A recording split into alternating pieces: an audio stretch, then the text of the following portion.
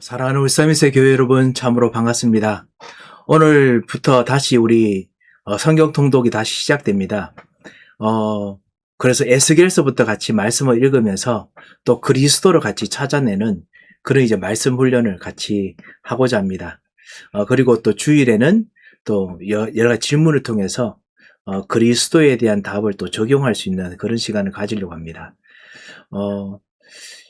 한 2회 동안 리딩 지저스를 같이 했습니다. 리딩 지저스 했는데요. 다음 회 때는 여러분과 함께 또 다른 어떤 좀 그 성경 통독으로 같이 가려고 합니다. 성경 통독이 우리 전도 운동과 진짜 같이 연결되고 그리고 도움이 되는 건 맞느냐? 정말 도움이 되는 건 맞습니다. 그런데 많은 사람들이 이것을 잘 모릅니다. 특별히 우리 전도운동 속에서 자라난 분들 잘 모르더라고요. 그래서 이것이 얼마나 도움되는지 여러분과 함께 1년, 2년 쌓이면 쌓일수록 어떻게 되는지를 같이 보고 체험하는 것이 저의 또 소망이기도 합니다. 그래서 여러분과 함께 이런 참다운 말씀 속에서 진짜 전도운동의 열매를 맺는 그런 축복을 같이 누렸으면 합니다. 오늘은 다음 주까지 우리 에스겔서를 우리가 읽습니다. 에스겔서가 48장까지 있는데요. 참 난해한 성경입니다. 이 난해한 성경이라서 사실은 유대인들은 30살 될 때까지는 에스겔서를 읽히지 않았다라고 합니다. 왜냐? 되게 어렵거든요. 그리고 또 되게 피비린내 나는 진노, 저주에 대한 부분을 이야기하기 때문에 그리고 환상에 대한 부분을 이야기하기 때문에 유대인들은 안 읽혔다고 이야기합니다.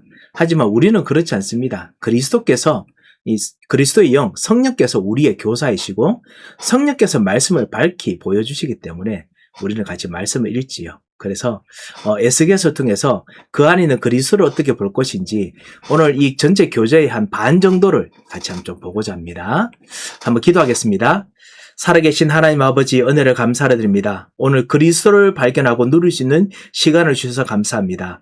에스겔이 망하고 무너지는 이스라엘과 유다의 현장 속에서 포로로 잡혀가서 더 이상 소망이 없는 현장 속에서 그리스도로 말미암아 살리시는 비밀을 받던 그 환상과 그 비밀을 같이 맛보는 시간 되도록 역사하여 주옵소서. 우리 눈을 열어주시고 인도하여 주옵소서. 감사하며 예수 그리스도의 이름으로 기도합니다. 아멘. 예, 여러분과 함께 우리 먼저 리딩 지저스의 잠깐 이제 전체적인 흐름을 같이 보고 그리고 난 후에 우리 또 에스겔서를 한번 좀 교재를 같이 보도록 하겠습니다.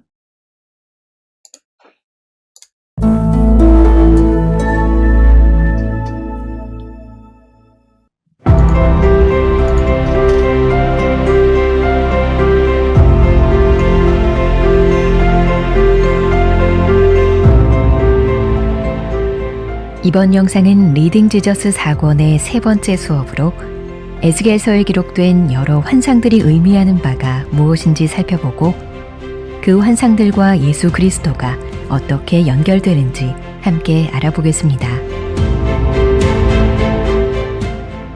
이스라엘 역사의 암흑기를 배경으로 한 에스겔서는 예루살렘의 멸망이라는 사건을 중심으로 구성되어 있습니다. 저자 에스겔은 하나님께 반역하는 백성에게 다가올 재앙을 경고하지만 멸망 후에 임할 회복도 함께 예언합니다. 에스겔서의 전체 구조와 내용을 크게 나누어서 살펴보겠습니다. 1장부터 3장까지는 에스겔을 향한 하나님의 부르심과 에스겔의 사명, 4장부터 24장까지는 유다와 예루살렘이 멸망한다는 예언, 25장부터 32장까지는 주변 이방족 속에 임하는 심판에 대한 예언, 그리고 33장부터 48장까지는 백성들과 땅을 향한 새 소망을 전하는 내용이 담겨 있습니다. 이와 같은 전체적인 구조를 배경으로 에스겔서에 기록된 주요 환상들과 그 환상들이 지니는 의미를 살펴보겠습니다.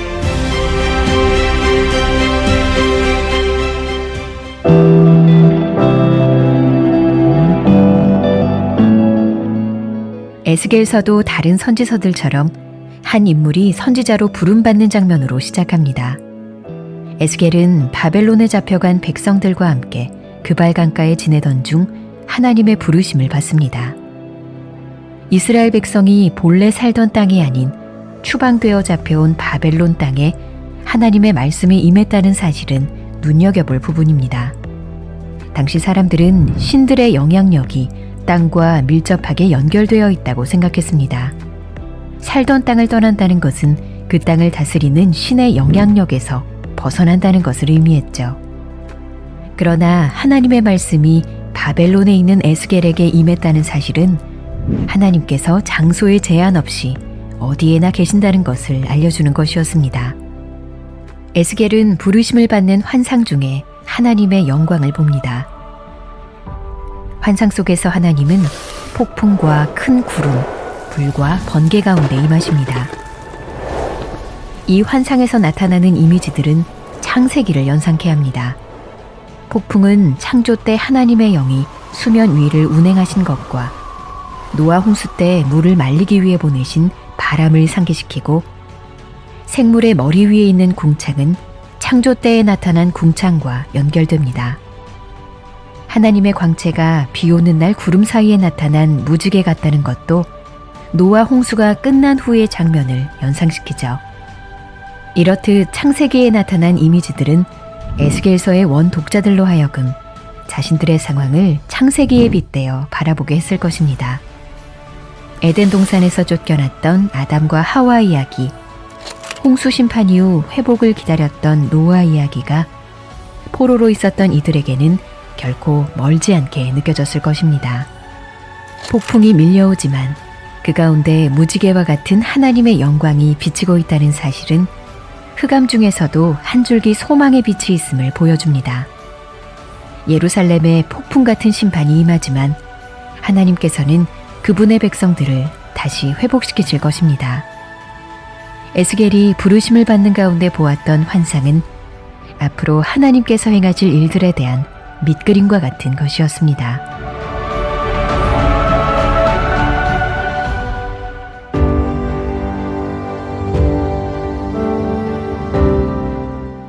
에스겔서에서 가장 잘 알려진 내용은 마른 뼈 환상일 것입니다. 에스겔은 환상 속에서 바벨론에 있는 골짜기에 뼈가 가득한 것을 봅니다. 이 골짜기는 죽음의 장소로 완전한 멸망을 의미합니다. 여호와께서는 에스겔에게 인자야, 이 뼈들이 능히 살 수 있겠느냐라고 물으시고, 에스겔은 주 여호와여, 주께서 아시나이다 라고 답합니다. 하나님께서는 에스겔을 통해 뼈들에게 말씀하십니다. 너희 위에 힘줄을 두고 살을 입히고 가죽으로 덮고 너희 속에 생기를 넣으리니 너희가 살아나리라. 에스겔이 하나님의 말씀을 대언하자 그 말씀대로 뼈들이 서로 연결되고 살과 가죽이 덮였습니다. 그러자 이번에는 하나님께서 생기를 향하여 말씀하십니다. 생기야, 사방에서부터 와서 이 죽음을 당한 자에게 불어서 살아나게 하라. 에스겔이 생기에게 하나님의 말씀을 대언하자 그들에게 생기가 들어가고 곧 살아나 극히 큰 군대를 이룹니다. 이 뼈들은 소망 없는 상황에 처한 이스라엘 온 족속을 의미합니다. 하나님께서는 마른 뼈와 같은 그들을 살리시고 회복시키시길 원하십니다. 그들에게 새 생명을 주시고 죽음의 골짜기에서 건져주시죠. 그리고 에스겔을 통해 이렇게 선포하십니다. 내 백성들아, 내가 너희 무덤을 열고 너희로 거기에서 나오게 한즉 너희는 내가 여호와인 줄을 알리라.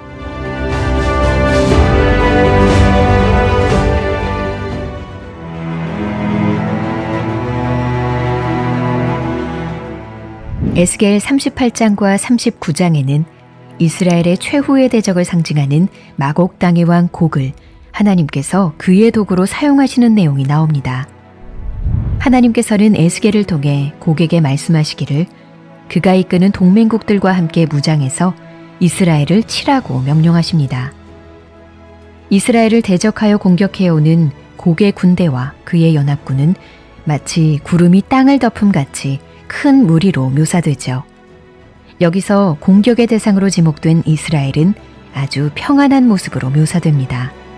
이해하기 힘든 상황이지만 하나님께서는 그렇게 명령하신 이유를 말씀하십니다.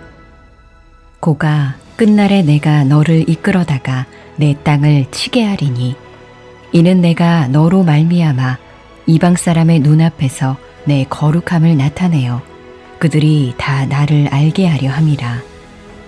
하나님은 불경건한 나라를 심판하심으로 그의 거룩함을 드러내시고 그의 백성을 보호하심으로 그의 권능을 알리십니다. 곡과 연합군은 하나님의 말씀대로 이스라엘을 치러오겠지만 도리어 그들이 하나님의 심판을 받고 멸망하게 될 것입니다. 에스겔 38장과 39장의 내용은 상징적으로 악한 세력의 최후 공격을 의미하는데 이는 요한계시록 20장에서 곡과 마곡이 하나님의 백성과 최후의 전투를 벌이는 장면과 연결됩니다. 에스겔과 요한계시록의 본문은 모든 것이 하나님의 주권 아래 있으며 궁극적인 승리는 하나님께 있다는 사실을 가르쳐 줍니다. 하나님의 영광을 위한 그분의 목적은 분명히 성취될 것이기에 최후의 전투는 모든 믿는 자에게 용기를 주는 이야기가 됩니다.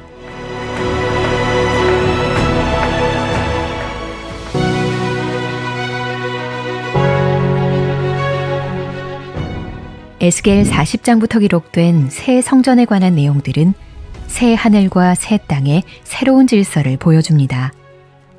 37장에서는 이스라엘의 새 창조를 보여주고 38장과 39장에서 종말론적 전투를 다룬 후 40장 이후부터 새로운 질서가 나타나는 것을 보여주죠. 에스겔은 하나님께서 주신 이상 가운데 성읍과 같은 것을 보는데 그 중에서도 높은 담으로 둘러싸인 새 성전을 봅니다.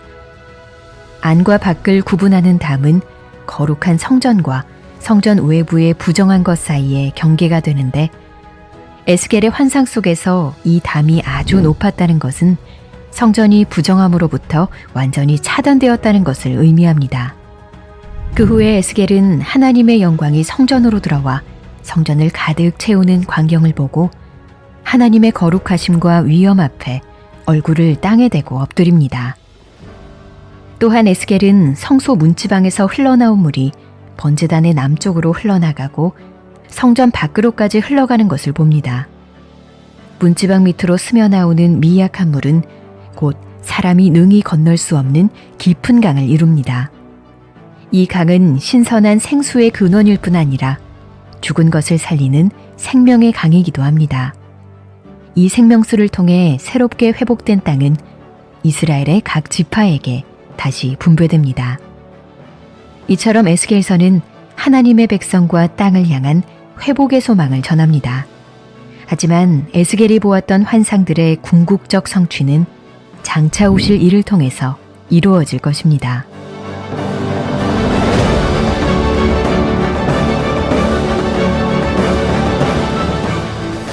예수 그리스도께서는 새 성전이십니다. 성육신하신 예수님은 자신을 가리켜 성전이라 칭하시며 자신의 죽음과 부활을 말씀하셨습니다.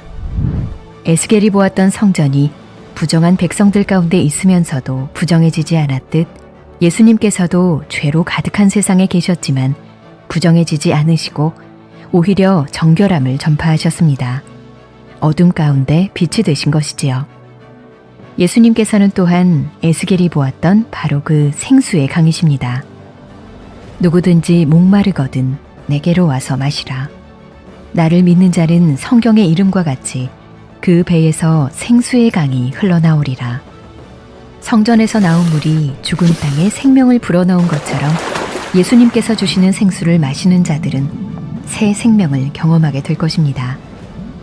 성령의 임재를 통한 영생의 소망이 예수님께 나아가는 모든 자들에게 약속되었습니다. 내가 주는 물을 마시는 자는 영원히 목마르지 아니하리니 내가 주는 물은 그 속에서 영생하도록 솟아나는 샘물이 되리라. 이렇게 우리 에스겔서 전체 흐름들을 우리가 보았습니다.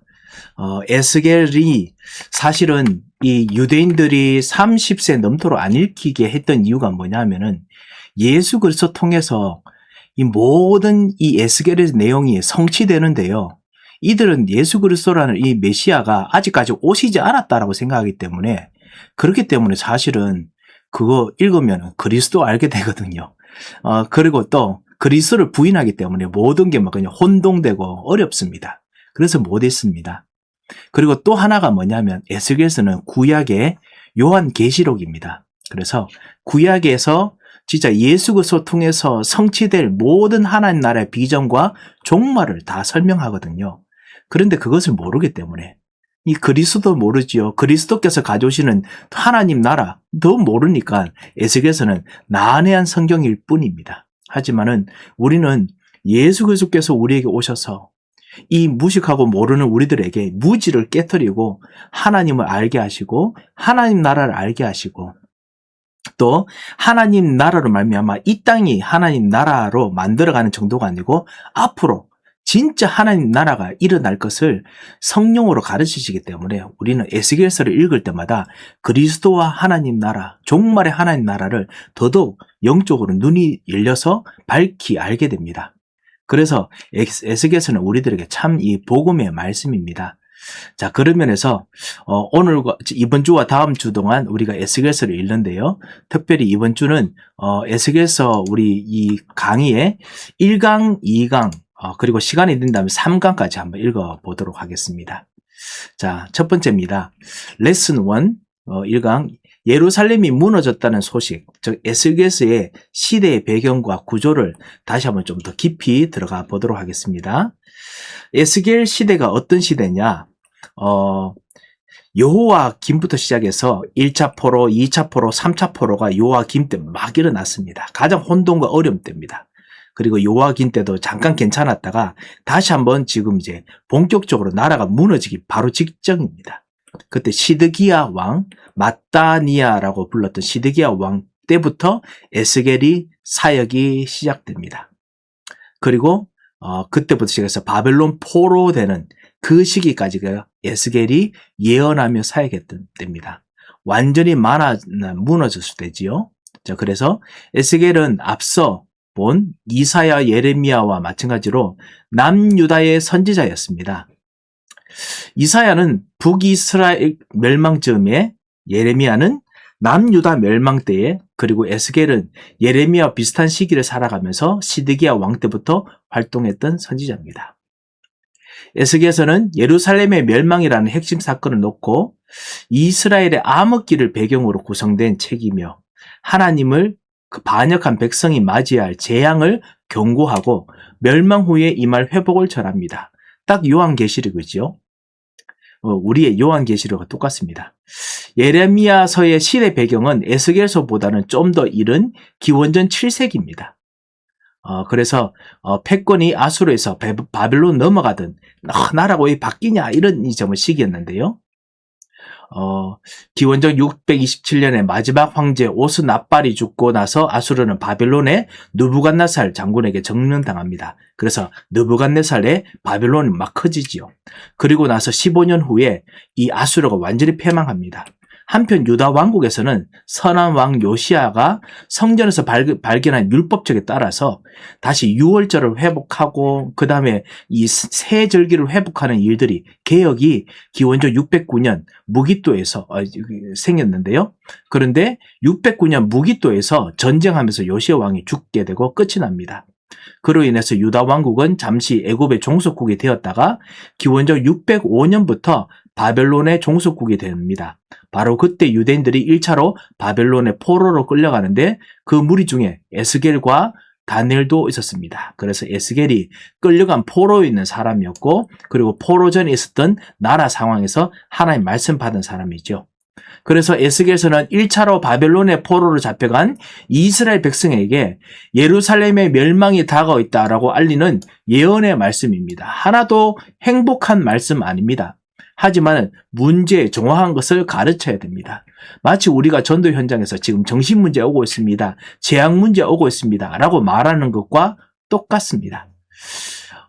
행복한 말이 아니지만 반드시 해야 되는 말씀이죠. 결국 기원전 586년에 이제 약 한 10년 정도 지나서지요.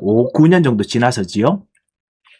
스디기야가 바벨론에 반란을 일으킵니다. 그래서 그것 때문에 느부갓네살 왕이 완전히 다 무너뜨립니다. 유다 왕국은 주권을 상실하고 예루살렘을 멸망합니다. 이 모든 일은 하나님이 예레미야와 에스겔 통해서 이미 경고하셨습니다. 그런데 그때 거짓 선지자들은 우리 잘 된다. 분명 하나님께서 도와주실 거다. 이렇게 했었거든요. 아닙니다. 망하는 건 망합니다. 하나님께서는 진짜 복음 외에는 다른 것들은 다 망하게 합니다. 그래야 진짜 하나님께서 원하시는 그 구원받은 사람들을 후대에도 일으킬 수 있기 때문에, 그리고 이 세상은 결국 망하는 나라이기 때문에 그렇지요. 에스겔에게 주어진 사명이 무엇이었습니까? 그래서 매우 어려운 것이었습니다. 예레미야하고 똑같지요. 좋은 메시지가 아닙니다. 힘든 메시지였습니다. 바벨론의 포로로 잡혀온 백성에게 예루살렘이 멸망해야 된다라는 걸 전해야 됐습니다. 사로잡혀온 것도 서러운데 예루살렘이 무너진다는 예언이 그들에게 받아들이기 쉬운 말씀은 아니었습니다. 어려운 말씀이었을 것입니다. 자, 에스겔의 전체 구조와 내용이 대략 네 부분으로 나뉩니다. 네 부분요. 1장, 3장입니다. 거기서 에스겔이 선지자로 부르신 것, 그리고 사명이 나옵니다. 그리고 4장과 24장까지 유다와 예루살렘의 멸망이 곧 임한다라는 예언이 나옵니다. 그리고 25장에서 32장까지는 주변 이방 족속이 심판받을 것이다 예언이 나옵니다. 여기서부터 소망이 조금씩 보이기 시작합니다. 주변 나라가 심판받는데, 그런데 망해갔던 이스라엘 나라가 살아나면서요, 다른 나라를 살리는 일들이 시작됩니다. 아브람과의 언약에서 하나님은 너를 축복하는 자에게는 내가 복을 내리고 너를 저주하는 자에게는 내가 저주하리니 라고 했습니다. 하나님께서 예언대로 지금 하십니다. 그래서 저주에 대한 부분, 저주했던 나라들이 무너지는 것을 보여줍니다. 이처럼 이방 민족을 향한 저주는 하나님의 백성을 공격했던 것에 대한 언약적 심판이었습니다. 마지막 33장에서 48장, 백성과 땅을 향한 새로운 소망에 대해서 말씀합니다. 이렇게 네 가지로 되어 있지요. 그래서 우리가 지금 이번 주간 1장부터 24장인가요? 좀 더 넘어가서 읽지요. 그렇게 우리가 읽게 되겠습니다.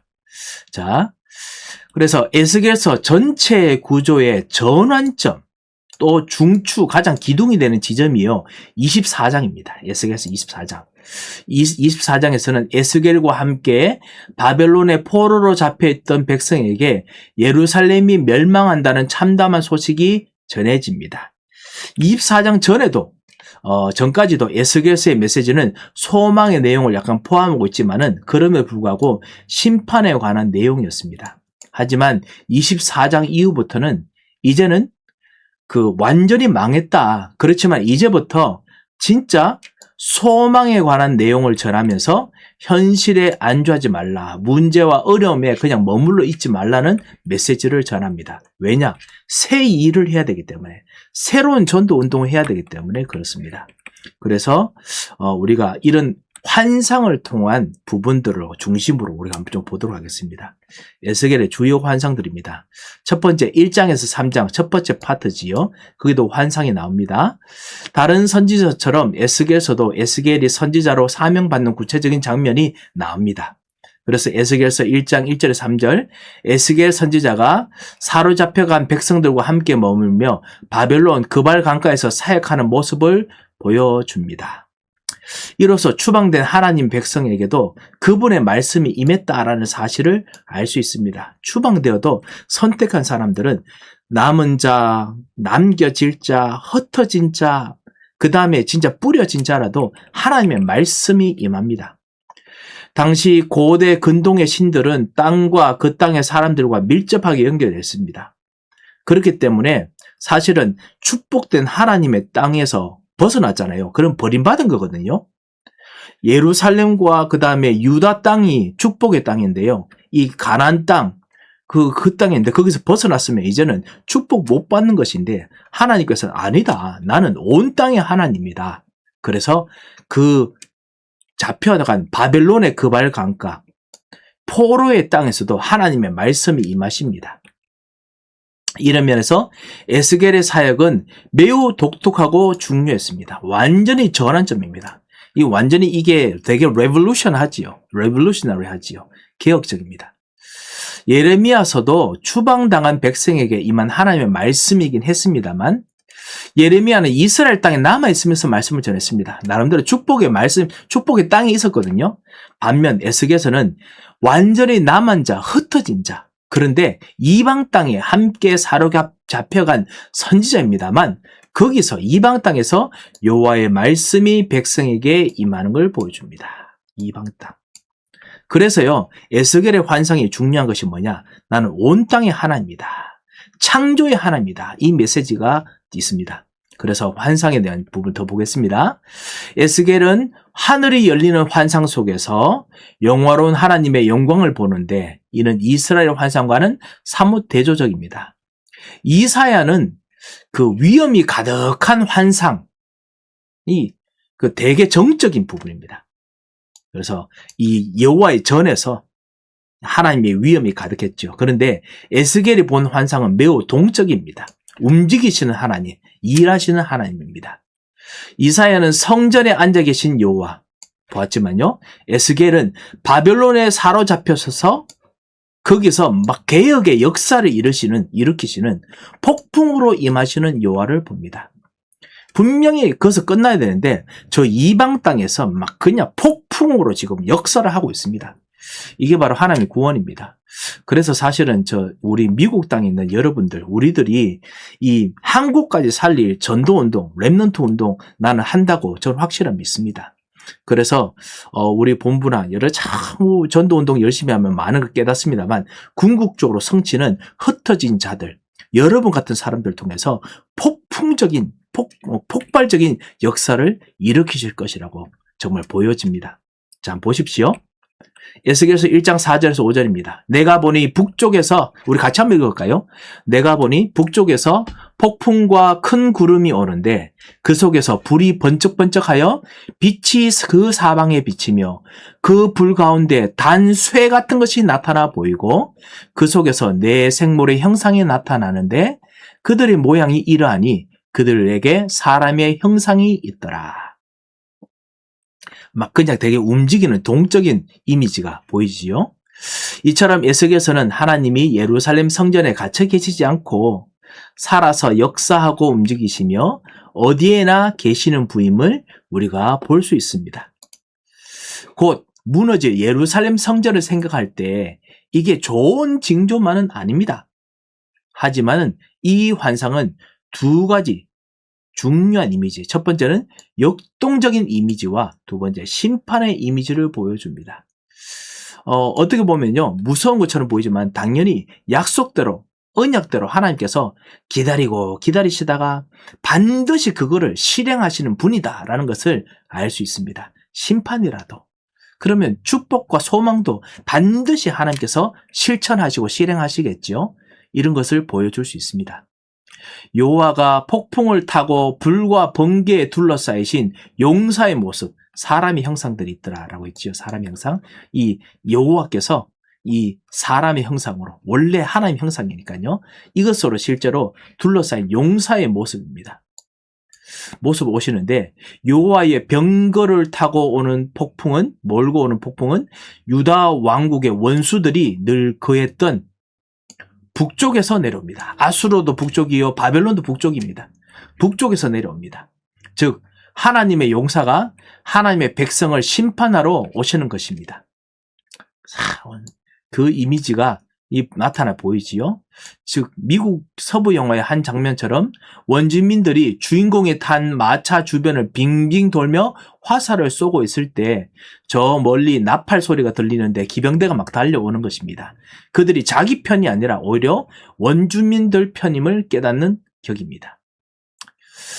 에스겔의 주요 환상은 여러 면에서 창세기를 배경으로 합니다. 우리가 잠깐 보았지요. 강한 폭풍은요, 창조에도 나옵니다. 창세기 1장 2절. 그 여호와시는 수면에 운행하시니라. 이게 바람 살살살살 부는 것이 아닙니다. 이 수면, 잠자는 수면처럼 되는 거를 막 그냥 역동적으로 일으키는 바람입니다. 그리고 노아의 홍수를 생각하게 합니다. 홍수로 모든 땅이 물로 다 죽어 있는데요. 거기다 바람을 막 일으켜서요, 증발하게 만들고, 그리고 땅을 막 일으키게 만들어서, 그래서 다 사라지게 만듭니다. 그리고 사실은요, 안 나와 있습니다만 이게 창세기 11장, 출애굽기 14장에 있는 동풍을 불어서 완전히 바다를 만들어낸 거고 똑같은 그런 일들이고요. 진짜 여러 가지로 바람이 사실은 하나님의 창조의 능력, 성삼위 하나님께서 계시는 것에 대한 이미지입니다. 그리고 이분이 특별히 성령의 이미지입니다. 성령의 이미지. 제가 너무 설명이 깁니다만 어차피 우리는 다 리더들이니까 제가 설명도 드립니다. 사도행전 2장에 불의 혀같이 갈라지는 것이 보일 때 뭐가 있었지요? 급한 바람 같은 소리가 있고 이 완전히 저주와 재앙과 죽음과 무너짐으로 가득 차 있는 예루살렘과 그리고 이 초대교회 현장이지만 거기에서 하나님께서 급한 바람으로 생명의 바람을 불어넣어서 그래서 하나님의 나라를 땅을 만드시는 것입니다. 하나님의 땅을 만드시는 그런 이미지, 그런 역사가 사도행전 2장에도 나타납니다. 자, 이게 하나님의 새 창조입니다. 새 창조. 창세기 1장 6절에서 궁창이 나온 것처럼요. 그룹들 머리 위로 궁창이 펼쳐진 것을 보여줍니다. 땅이 펼쳐진 것이죠. 자, 그런 면에서 제가 까먹을까봐 말씀드립니다. 우리 호흡하면서 예전에 유 목사님은 뭐라고 하셨냐면은 호흡을 아침에 나를 깨우는, 살리는 기도할 때 깨우는 기도로 했습니다. 내 몸을 흔들어야 된다고 했거든요. 나의 죽어있는 영적인 상태를 흔들어야 된다. 나의 죽어있는 마음 상태를 흔들어야 된다. 호흡하면서 이 주께서 주셨던 이 생명의 언약의 말씀으로 묵상하면서요. 나를 흔듭니다. 흔든다는 말이 뭐냐? 내게 이 물처럼요. 완전히 엄청나는 이 물처럼 이 저주와 재앙, 불신앙, 염려, 딱 그 영적 상태가 완전 숨도 못 쉬게 돼 있거든요. 하나님께서 폭풍처럼 막 불어서요. 이걸 막 흔듭니다. 흔들어서요. 그 모든 걸 깨고 묻이 드러나도록 생명의 말씀을 받을 수 있는 뿌리를 받을 수 있는 묻이 들어가도록 궁창에 드러나도록 만드는 것입니다. 그래서 호흡할 때 우리가 그냥 호흡하는 정도가 아니고 나를 살리는 그리스도께서 살리는 성령을 보내셨기 때문에 그 성령으로 살리는 기도다라고 생각하시고 호흡하며 기도하셔야 됩니다. 자, 하여튼요. 그래서 그 머리 위로 궁창이 펼쳐지는데요. 그리고 하나님의 광채는 비 오는 날 구름에 있는 무지개 같다고 묘사합니다. 하나님의 광채가 비치는데요. 무지개 같다. 이 딱 창세기 9장 사건 똑같지 않습니까? 그죠? 에스겔서 1장 28절. 한번 22절 같이 한번 보겠습니다. 같이 읽겠습니다. 그 생물의 머리 위에는 수정 같은 궁창의 형상이 있어 보기에 두려운데 그들 머리 위에 펼쳐져 있고 그 생물이 살아서 움직이는 어떤 하나님의 일꾼들 모습들인데요. 그 위로 완전히 덮여있고 저주로 깜깜한데 하나님의 빛이 들어오도록 막 펼쳐지는 겁니다. 묻히 살아있는 사람들이 움직일 수 있는 이제 하늘과 통하는 길이 열리는 것이지요. 자, 그리고 28절입니다. 같이 읽겠습니다. 그 사방 광채의 모양은 비 오는 날 구름에 있는 무지개 같으니 이는 여호와의 영광의 형상의 모양이라 내가 보고 엎드려 말씀하신 이의 음성을 들으니라. 비 오는 날 구름에 있는 무지개 같이요. 너무나 아름답고 너무나 환하고 너무나 밝은 창세기 9장 같고요. 그리고 하나님의 빛이 아름다운 빛입니다. 이 딱 하나님의 창조, 하나님의 재창조라고 볼 수 있죠. 재창조의 이미지와 똑같습니다. 이처럼 창세기와 연관된 구절들은 에스겔서가 역창조, 망했는데 망한 걸 다시 한다고 해서 역창조라고 볼 수 있습니다만 우리는 재창조라고 쓰지요. 재창조를 보여주며 있음을 확인시켜줍니다. 역창조와 재창조가 다릅니까? 여기서 말하는 이 저자는요, 사실은 역창조와 재창조를 다르게 설명합니다. 완전히 창조가 무너졌는데 다시 창조로 돌아간다라고 해서 이 죄로 말미암아 저주로 무너졌는데 다시 되돌아간다고 해서 역창조라고 부릅니다. 하지만 그것이 같은 이미지로서 재창조다라는 의미를 가지고 있습니다. 똑같은 부분을 좀 의미가 다르게 지금 설명을 하고 있지요. 하여튼 우리는 재창조라고 생각하면 됩니다. 깊이 생각할 필요 없이 재창조를 보여줍니다. 또한 비구름에 초점을 두면서 무지개를 언급한 내용은 흑암 중에 비치는 한 줄기 소망의 빛을 비춰줍니다. 네, 맞습니다. 재창조할 때마다 그 어두움과 물 깊은 걸 뚫고요. 하나님의 완전 찬란한 빛이 파고들어서 비추는 것입니다. 자, 그 말이 무슨 말이냐? 예루살렘에는 곧 심판이 임할 것이고 하나님이 성전을 버리시겠지만은 하나님이 또한 바벨론으로 쫓겨난 백성 가운데서 잠시 함께 거하실 것이다 라는 뜻입니다. 그리고 그분의 때가 이르면 그들을 다시 돌아오게 하실 것입니다. 자, 그런 면에서요, 에스겔서 8장에서 11장이 바로 그 내용들을 또 가지고 있습니다.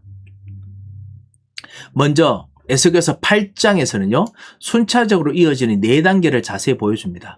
성읍 귀퉁에서부터 성전 한가운데까지 백성이 점점 더 가증한 일을 행합니다. 저 코너부터 시작해서요, 백성이 가증한 일을 점점 더 심하게 합니다. 여기서 4가지 장면은 곧 백성이 이방 민족에서 가져온 4가지 우상 숭배의 장면입니다. 점입 가경입니다. 점점 밖에보다 더 속에 더 심한데요. 점입 가경으로 성전 한가운데서는 이스라엘 핵심 인물들, 즉 이스라엘 장로들이 여호와의 성전을 등지고 태양을 향해서 절하고 예배하는 모습이 나옵니다. 9장에서는 여호와께서 하늘에서 예루살렘을 멸하시는 장면이 나옵니다. 느부갓네살의 군대가 그들을 해하기 전에 먼저 하나님의 심판을 대행하는 자들이 임무를 수여받습니다. 그리고 10장에서는 여호와의 영광이 성전을 떠나는 모습이 나옵니다.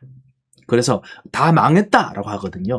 그런데 그때부터 역창조, 그 다음에 재창조가 시작됩니다. 11장에서는 하나님이 단순히 예루살렘을 떠난 것이 아니라 바벨론으로 쫓겨난 백성 가운데 함께 하시면서 그들에게 성소가 되실 것을 말합니다. 이제 쫓겨났잖아요. 다시 더 코너입니다. 코너 중에 더 코너입니다. 완전히 쫓겨났는데 그 쫓겨나는 곳에서 하나님의 빛이 임해서 다시 점점 예루살렘 센터로 들어가실 것입니다. 자, 그런 이미지입니다. 자, 11장 16절에서 27절 읽어보겠습니다. 그런즉 너는 말하기를 주 여호와의 말씀에 내가 비록 그들을 멀리 이방인 가운데로 쫓아내어 여러 나라에 흩었으나 그들이 도달한 나라들에서 내가 잠깐 그들에게 성소가 되리라 하셨다 하고, 너는 또 말하기를 주 여호와의 말씀에 내가 너희를 만민 가운데서 모으며 너희를 흩은 여러 나라 가운데서 모아내고 이스라엘 땅을 너희에게 주리라 하셨다 하라. 아멘. 흩어진 자들을 통해서요, 나라를 살리는, 그리고 복음을 살리는 그런 역사를 일으키시는 것을 말씀합니다. 그리고 저는 이것이 우리 흩어진 우리 같은 이민자들에게 주셨던 메시지라고 저는 생각합니다. 그래서 언약 가지고 이 미국 땅에서 가장 구석구석에서 언약 가지고 다시 모든 복음을 받은 나라까지 살리고, 그리고 복음으로 진짜 모든 전 세계에 살리는 하나님의 창조의 빛이 임하는 이미지다라고 저는 믿어집니다. 여러분도 믿으시지요? 그 축복이 있으시기 바랍니다. 그 축복으로 우리 렘넌트 운동합니다. 그 축복을 믿고 우리가 237 사역합니다. 그 축복 믿고 우리가 치유 사역합니다. 믿으시고 기도하시기 바랍니다. 자, 3강입니다. 완전히 불가능한 기적, 마른 뼈 환상입니다. 37장. 소망에 대해서 말하는 에스겔 후반부인 37장은 마른 뼈 환상을 기록합니다. 죽음의 장소입니다. 바벨론에 있는 마른 뼈 골짜기는 예루살렘이 성전에 있는 높은 산과 대조를 이룹니다. 높은 산은 저 위에 있는데 저 밑에 지옥 같은 골짜기입니다. 이제 하나님의 백성은 이곳에서 건져내어져서 생명의 땅으로 들어가야 됩니다. 그런데요, 이 건져내어지는 이 땅이 너무나 깊어요. 수렁이 너무 깊어서 올라갈 수 있는 힘이 없습니다. 완전히 죽어가지고 노력하다가 다 말라버렸습니다. 이게 마른 뼈입니다. 에스겔 선지자는 마른 뼈 골짜기에서 완전히 버린 멸망의 현장을 봅니다. 그 골짜기에는 단순히 죽은 자들의 시체뿐만 아니라 시체가요, 노력해도 이제는 살아날 기미가 하나도 없습니다. 그 시체들의 바짝 마른 뼈로 가득한 것을 보게 됩니다. 그때 여호와께서 선지자에게 묻습니다. 인자야, 이 뼈들이 능히 살 수 있겠느냐? 뭐라고 물으시는데 그 물으심이 전혀 의미 없는 질문처럼 들린 만큼이나 절망적인 현장입니다. 노력했는데도 안 되거든요. 우리들에게 그런 문제 있습니까? 혹시나 집안에 흐르는 영적 문제, 사람들에게는 영적 문제, 어려움 속에는 영적 문제 이런 거 있습니까? 노력해도 안 되는 것처럼 보이는 문제 있을 것입니다.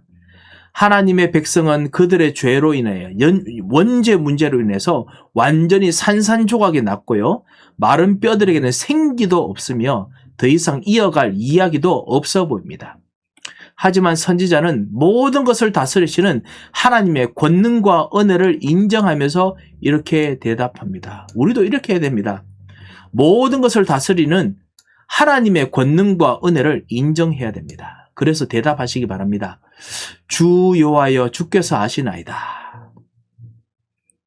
여호와 하나님이 이런 마른 뼈들도 능히 살리실 분이라는 것을 에스겔은 알았습니다. 자, 그러면 이런 뼈들이 어떻게 살아날 수 있겠습니까? 선지자가 여호와의 말씀을 선포할 때 생기가 들어감으로써 가능해졌습니다. 생기요. 그래서 선지자가 하나님의 말씀을 그대로 대언하자 즉시 하나님의 능력이 역사하면서 뼈가 서로 연결되고 그 위로 살이 오르고 가죽이 덮입니다. 하지만 그 속에 아직 생기가 없습니다. 마치 하나님 말씀이 들어갔는데요. 그래서 어느 정도 입혔습니다. 그런데 못 움직여. 실제로 움직이지를 못해. 마치 우리 랩런트들, 우리 전도하는 사람들, 우리 말씀 운동도 하고 다락방도 해가지고 뭔가 시스템 만들었는데요. 아직까지 뭔가 안 움직이는 것 같아. 마치 하나님의 말씀이 실패한 듯 보이고요. 주관자 하나님도 이 정도까지 하면은 이제 어쩔 수 없는 것처럼 보입니다. 그런데 아직까지 덜 끝났습니다. 이어서 하나님은 두 번째 대언할 말씀을 선지자에게 주십니다. 이번엔 생기가 사방에서 불어와서 하나님 백성에게 들어가 그들을 살아나게 명하십니다. 우리 같이 읽겠습니다. 또 내게 이르시되 인자야 너는 생기를 향하여 대언하라. 생기에게 대언하여 이르기를 주 여호와께서 이같이 말씀하시기를 생기야 사방에부터 와서 이 죽음을 당한 자들에게 불어서 살아나게 하라 하셨다 하라. 이에 내가 그 명령대로 대언하였더니 생기가 그들에게 들어가매 그들이 곧 살아나서 일어서 서는데 극히 큰 군대더라. 아멘.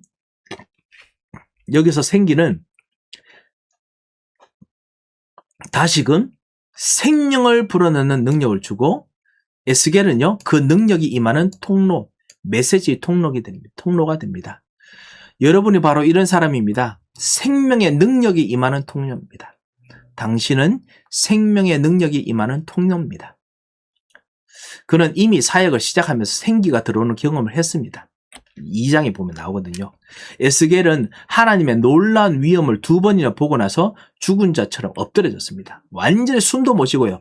그냥 기절했습니다. 그런데요, 2번 모두 하나님 영이 임해서 에스겔을 이렇게 세웠습니다. 그래서 그렇게 할 거라는 걸 알았습니다. 근데 막상 그런 믿음으로 해봤는데 말씀 운동도 하고요. 그러니까 마른 뼈가 정말 살과 가죽이 입혀졌는데도 못 움직입니다. 그런데요, 하나님께서 아직 남았다 하십니다. 그리고 이제 마른 뼈들에게도 똑같은 일들이 또 일어나야 됩니다. 그래서 일어나고 있습니다. 에스겔이 먼저 경험한 일을 이제 새로운 이스라엘이 경험하고 있는 것입니다. 이 비전으로 렘넌트 운동 믿으시고 기도하시면서 예배 드려야겠습니다. 그리고 이번에 이 말씀을 같이 읽어야겠습니다. 이 환상의 의미를 알려주는 예언의 말씀이 바로 뒤이어 나옵니다.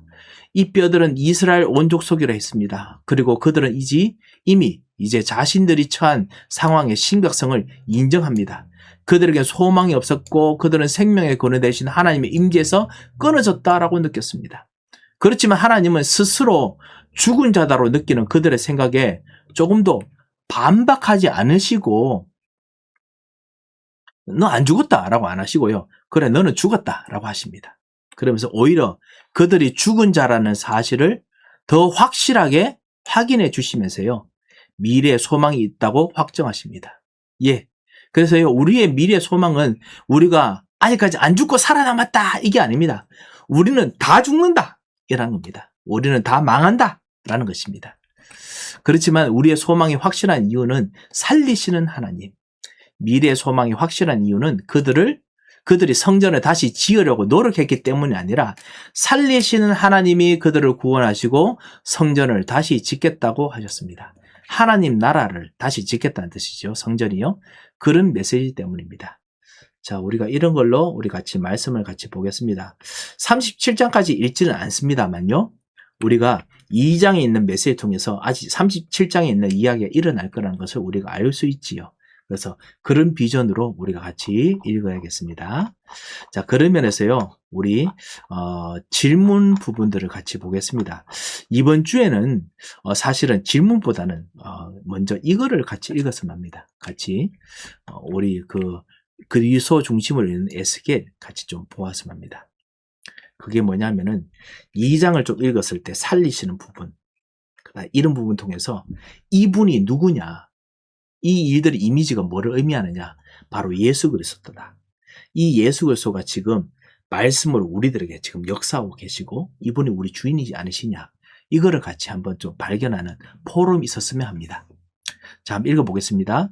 여호와의 정결케 하심은 오직 그리스도 오심으로 성취되었습니다. 그리스도께서 바로 새 성전, 하나님 나라 자체입니다. 새 성전이 바로 하나님 나라입니다. 하나님 나라입니다. 이 하나님 나라가 우리에게 다 입혀졌지요. 우리에게 임했습니다. 너희가 이 성전을 헐라 내가 사흘 동안에 이렇게 얘기라. 죽으시고 살아신 그리스도께서 성령으로 하나님 나라로 우리에게 임하셨습니다. 그래서 우리가 하나님의 성전이 되었습니다. 예수님께서는 성전이시며 동시에 정결하게 하시는 완전한 제사, 에스겔서의 성전 환상 속에서 나오는 바로 그 제사이십니다.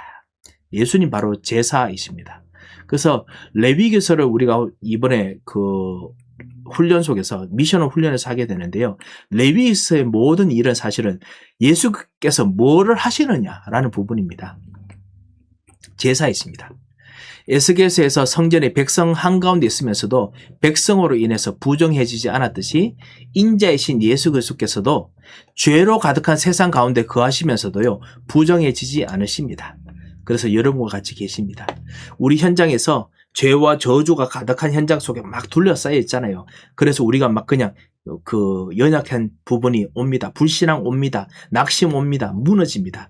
다시 예수 그리스도의 그 피로 말미암아 참 선지자로 말미암아 씻음 받고 불태움 받고 다시 깨끗해집니다. 그런 일들이 예배 때마다 기도마다 계속 일어납니다. 호흡하며 기도하면서 하는 겁니다. 모든 일을 기도하면서 합니다. 밤마다 기도하면서 합니다. 자, 이렇게 하는 것이죠. 그리고 그러면서요, 그 제사의 축복을 누리면서 또 생수의 강이 여러분 통해서 막 퍼져나갑니다. 두 번째입니다.